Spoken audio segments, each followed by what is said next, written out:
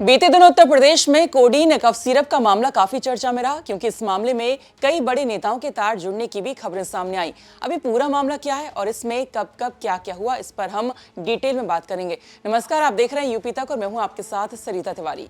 सबसे पहले इस मामले का ताजा अपडेट आपको हम बता दें कि हाल ही में एसआईटी ने 30,000 अवैध कोडीन युक्त कफ सिरप बरामद किए, जिसकी कीमत करीब 60 लाख रुपए है और गोदाम मालिक शुभम जायसवाल का करीबी बताया जा रहा है। आपको बता दें कि शुभम जायसवाल इस मामले में मुख्य आरोपियों में से एक है और इस पर फिलहाल 25,000 का इनाम भी है। फिलहाल ये फरार है। और वहीं कोडीन कफ सिरप मामले में डीजीपी राजीव कृष्णा और एफएसडीए की कमिश्नर ने हाल ही में प्रेस कॉन्फ्रेंस भी की थी और इस मामले में जानकारी दी कि 5 सुपर स्टॉकिस्ट मामले में शामिल हैं, जिसमें 3 लोग अरेस्ट हैं। भोला जायसवाल, विभोर राणा और सौरभ त्यागी ये अरेस्ट हो चुके हैं। इनसे करीब 3.5 लाख बोतलों की रिकवरी हुई है। डीजीपी ने बताया कि कुल 32 लोग अभी तक अरेस्ट किए जा चुके हैं। साथ ही डीजीपी ने बताया कि आईजी स्तर के अफसर की अध्यक्षता में एसआईटी बनेगी, जो सभी जिलों में दर्ज एफआईआर की जांच करेगी और जो भी दोषी होगा वो बख्शा नहीं जाएगा। और जनपदीय पुलिस ने समन्वित अभियान चला करके कोडीन युक्त जो कफ सिरप होते हैं और जो एनडीपीएस श्रेणी की औषधियां हैं, उनका अवैध भंडारण, अवैध रूप से क्रय विक्रय और इलीगल डायवर्जन, इसके संबंध में एक सघन अभियान चलाया है। एफएसडीए मुख्यालय स्तर की एक विशेष टीम के द्वारा जो सीबीएन है, सीबीएन इज केंद्रीय नारकोटिक्स ब्यूरो, मध्य प्रदेश में होता है ये, इनसे प्राप्त महत्वपूर्ण इनपुटों के आधार पर अग्रिम जांच की। इसमें विभिन्न जो औषधि निरीक्षक थे औषधि विभाग के, उनके द्वारा हिमाचल प्रदेश, उत्तराखंड, हरियाणा, झारखंड, कई जगहों पर कुछ लिंक्स एस्टैब्लिश हुए, जिनसे जो कोडीन युक्त कफ सिरप, उसका जो वितरण, जो अवैध वितरण है, तो आपको बताना चाहूंगा कि ये एक शेड्यूल एच की ड्रग है। शेड्यूल एच की ड्रग में प्रिस्क्रिप्शन के बाद ही ये ड्रग दी जा सकती है। इसका जो वितरण और भंडारण है वो नियमों के अधीन होता है, और अगर उस जो एक इसका नॉर्मल यूज है कफ का, उसके अलावा अगर इसका मिसयूज किया जाता है तो वो एक कानूनी अपराध है। तो इस पर एक पिछले 2 महीने से इसमें साक्ष्य संकलन किया गया, इंटेलिजेंस कलेक्शन किया गया, और कुल मिलाकर के एफएसडीए ने 128 एफआईआर जो है हमारे 28 जनपदों में, प्रदेश के 28 जनपदों में वो लॉन्च की हैं। इनमें बनारस में 38, जौनपुर में 16, कानपुर नगर में 8, गाजीपुर में 6, लखीमपुर में 4, लखनऊ में 4, और इसके अलावा कई और जनपदों में 52 अलग अलग तफ्तीशें मुकदमे कायम हुए हैं। कुल मिलाकर के 128 मुकदमे एफएसडीए द्वारा दर्ज किए गए हैं। इसी क्रम में जनपदीय पुलिस के द्वारा भी करीब 20 दिन पहले सोनभद्र में एक ट्रक कफ सिरप पकड़ा गया था। उसके बाद उसी सिलसिले को आगे बढ़ाते हुए, उसी एविडेंस को आगे बढ़ाते हुए रांची में एक ट्रक कफ सिरप की रिकवरी हुई, गाजियाबाद में 4 ट्रक सिरप की रिकवरी हुई, और एक नेटवर्क था पूरा, उस नेटवर्क की फाइनेंशियल ट्रांजैक्शंस, उस नेटवर्क के फाइनेंशियल लिंकेजेस, उनको एस्टेब्लिश करते हुए उन पर इन्वेस्टिगेशन की कार्रवाई चल रही है। वैसे तो किसी भी ड्रग्स की, किसी भी दवा की तरह से इसके भी कई सारे स्टॉकिस्ट हैं, सुपर स्टॉकिस्ट हैं, लेकिन उनमें से कुछ ऐसे हैं जो उसका अधिकृत उपयोग ना करके वो उसका अनाधिकृत उपयोग कर रहे हैं। माने कि उनके पास वो प्रॉपर डॉक्यूमेंटेशन इस तरह का नहीं दिखा पाए वो, जिसमें प्रिस्क्रिप्शन के साथ उन्होंने नीचे अपने स्टॉकिस्ट को भेजा हो, डिस्ट्रीब्यूटर्स को भेजा हो और रिटेलर्स को भेजा हो। कई तरीके की उसमें फ्रॉडुलेंट एक्टिविटीज, जालसाजी, फोर्जरी के एविडेंस सामने आए। तो ऐसे कुल 5 प्रमुख सुपर स्टॉकिस्ट जो हैं, जो इस प्रकार की गतिविधियों में लिप्त थे, उनको चिन्हित किया गया है। उसमें से 3 जो हैं वो अरेस्ट हो चुके हैं। एक ये भोला जायसवाल, शुभम जायसवाल, भोला बाप बेटे हैं। शुभम जायसवाल बनारस का है, उसका फादर जो है वो भोला जायसवाल है। भोला जायसवाल अरेस्ट हुआ है। दूसरा एक विभोर राणा, ये सहारनपुर का है, वो अरेस्ट हुआ है। और तीसरा सौरभ त्यागी, ये गाजियाबाद का है, ये अरेस्ट हुआ है। 2 और जो सुपर स्टॉकिस्ट हैं, उनके खिलाफ भी साक्ष्य संकलन की और आगे की कार्रवाई चल रही है। इनसे करीब अभी तक जो ये रिकवरी हुई है, करीब 3.5 लाख बोतलों की रिकवरी हुई है, करीब 4.5 करोड़ रुपए के आसपास। और इसमें जो आगे की इनके डाइवर्जन के अवैध व्यापार के जो साक्ष्य मिले हैं, उन पर जो इनके आगे की कार्रवाई है वो चल रही है। अभी तक टोटल मिलाकर के करीब 32 लोग और अरेस्ट किए गए हैं, जो कि इसी इलीगल धंधे से जुड़े हुए हैं। वहीं एफएसडीए कमिश्नर ने बताया कि कोडीन कोई प्रतिबंधित दवा नहीं है, ये शेड्यूल एच की ड्रग है। कोडीन मिक्स कफ सिरप जो प्रिस्क्रिप्शन के बाद दी जा सकती है और इसके सेल या परचेस करने में कुछ गलत नहीं है। गलत तब है जब इसे थोक में बेचने वालों के पास सपोर्टिव डॉक्यूमेंट्स नहीं होते हैं, तो लाइसेंसी अथॉरिटी इसे गलत मानती है। साथ ही बताया कि मध्य प्रदेश में जो कफ सिरप से बच्चों की डेथ हुई थी उसमें और इसमें कोई कनेक्शन नहीं है। साथ ही बताया है कि जहां जहां से सिरप सप्लाई होता है इसमें करीब 40 जिलों में 300 के ऊपर थोक विक्रेताओं की जांच की है, जिसमें 28 जनपदों में 128 एफआईआर दर्ज की जा चुकी हैं और थोक विक्रेताओं से रिटेलर तक यानी छोटे विक्रेताओं तक माल आने के बीच कहीं भारी मात्रा में खेप या माल कहीं गया है तो उस नेक्सस को तोड़ने को लेकर कार्रवाई की गई है। और जो जिले में सामने आए हैं मुख्य रूप से उसमें गाजियाबाद है, बनारस, लखनऊ और जौनपुर शामिल है। इसमें प्रतिबंधित दवा नहीं है, जैसे सर ने बोला, एक शेड्यूल एच प्रिस्क्रिप्शन ड्रग है जो कि प्रिस्क्रिप्शन पे देना है। कोडीन रखना या उसको बेचने में कोई गलत नहीं है, वो बिल्कुल विधिक है। समस्या केवल तब है जब थोक मात्रा में सप्लाई करते हैं और उसकी सपोर्टिंग डॉक्यूमेंट्स नहीं रहता है, जैसे परचेस और सेल की आवश्यक प्रपत्र जब नहीं रहता है, तब लाइसेंसिंग अथॉरिटी के तौर पे एफएसडीए इसको वो गलत मानते हैं।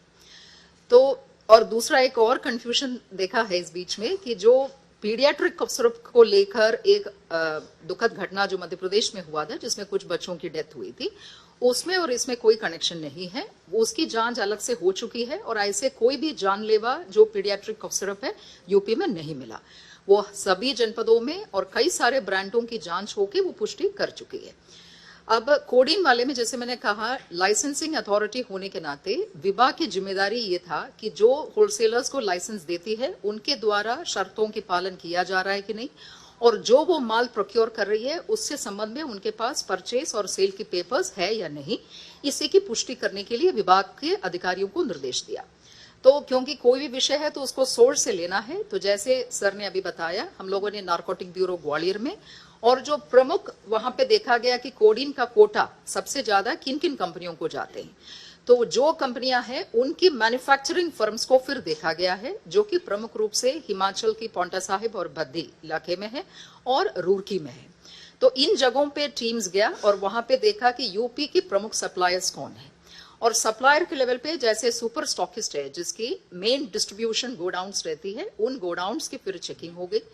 सूचना के, और इसमें पानीपत भी है हरियाणा जिसमें बड़े गोडाउन है एक पर्टिकुलर कंपनी का। उसके अलावा रांची में भी टीम भेजा गया, जैसे सर ने कहा कुछ इंटेलिजेंस गैदरिंग हम लोगों ने किया, तो जो जो सप्लाई की प्रमुख स्रोत थे वहां सब टीम्स भेजकर जो चीजें पुष्टि हुई उसको लेकर फिर हमारे करीबन 40 जनपदों में 300 के ऊपर थोक विक्रेताओं की जांच हुई, जिसके क्रम में 28 जनपदों की 128 एफआईआर दर्ज किया गया।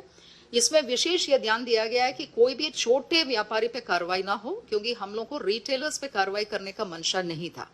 हम लोग इसके पूरे चैनल को शुरू से लेके चला है, जैसे मैन्युफैक्चरिंग फर्म है उसके आगे फिर उसकी जो मार्केटिंग कंपनी है और उनका जो स्टॉकिस्ट है जो बड़े गोडाउन से, वहां से फिर बड़े थोक व्यापारी, फिर उसके बाद छोटे थोक व्यापारी और फिर रिटेलर। तो रिटेलर तक पहुंचने से पहले ही जहां पे कड़ी टूट जा रही थी, जैसे आइदर भारी मात्रा में माल गया है और उसके समर्थन में उनके पास कोई कागज नहीं है, ऐसे को चिन्हित करके कार्रवाई किया गया है जिससे कि नेक्सस को तोड़ा जा सके। और इसमें जो नेटवर्क्स आए, जैसे सर ने कहा, प्रमुख रूप से जैसे जनपदें आप लोगों को मालूम है, बनारस और उसके बाद गाजियाबाद, फिर कानपुर, लखनऊ, ये प्रमुख नोड्स के तौर पे निकल आई है जिस पर फिर हम लोगों ने कार्रवाई किया है। चलिए अब आपको बताते हैं कि पूरे मामले की शुरुआत आखिर हुई कैसे। दरअसल केंद्रीय नारकोटिक्स ब्यूरो यानी सीबीएन मध्य प्रदेश की सूचना पर एफएसडीए मुख्यालय की टीमों ने हिमाचल प्रदेश, उत्तराखंड और हरियाणा की कई फैक्ट्रियों और एक बहुराष्ट्रीय कंपनी के सुपर स्टॉकिस्ट की जांच की थी। रिकॉर्ड में ये पाया गया था कि इन कंपनियों ने यूपी के चुनिंदा जिलों में बड़ी मात्रा में कोडीन सिरप सप्लाई की है। फिर यूपी सरकार ने राज्य में कफ सिरप की जांच शुरू की। इसी क्रम में 18 अक्टूबर को पुलिस ने सोनभद्र में एक ट्रक पकड़ा। इसी मामले में 4 नवंबर को सोनभद्र पुलिस ने गाजियाबाद पुलिस के साथ शहर के मछली गोदाम परिसर से कफ सिरप की 1.5 लाख शीशियां बरामद की, ट्रक पकड़े, जिसके बाद डीजीपी ने एसआईटी जांच के आदेश दिए। इस सिंडिकेट के तार गाजियाबाद के अलावा बनारस, लखनऊ और जौनपुर तक पहुंचे। फिर एसटीएफ ने अमित सिंह टाटा और आलोक सिंह को अरेस्ट कर लिया। कफ सिरप सिंडिकेट मामले में लखनऊ एसटीएफ ने जिस बर्खास्त सिपाही आलोक सिंह को गिरफ्तार किया है, वह लंबे समय से फरार चल रहा था। एसटीएफ ने उसके खिलाफ लुकआउट सर्कुलर भी जारी कर दिया था। जांच में यह सामने आया है कि आलोक सिंह कफ सिरप की बड़ी खेप को अवैध रूप से विदेश भेजने वाले अंतर्राष्ट्रीय गिरोह से जुड़ा हुआ है।